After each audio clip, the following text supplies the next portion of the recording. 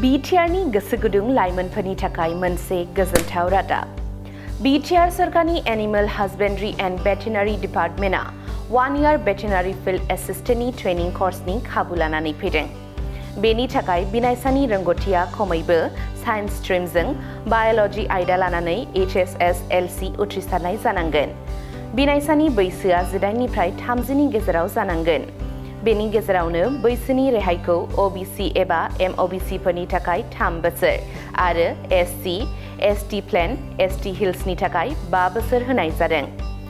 आरजलाइ जमा होनायनि समा 6 आगस्ट 2025 निफ्राय जागायनानै 10 आगस्ट 2025 सिमनि गेजेराव होनो हागोन आरो आरजलाइखौ क'क्राझाराव थानाय director of animal husbandry and भेटेरिनारी डिपार्टमेन्टनि मावख'आव फैनानै गथायफैनांगोन।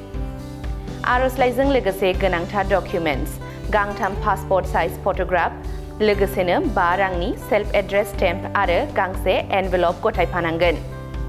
आसाम सरकारनि वेबसाइट assam.gov.in निफ्राय आरज बिलाइखौ डाउनल'ड खालामनो हागोन। VFA ट्रेनिं कर्सनि थाखाय 40 नम्बरनि पार्सनेल एसेसमेन्ट टेस्ट खुंनाय जागोन।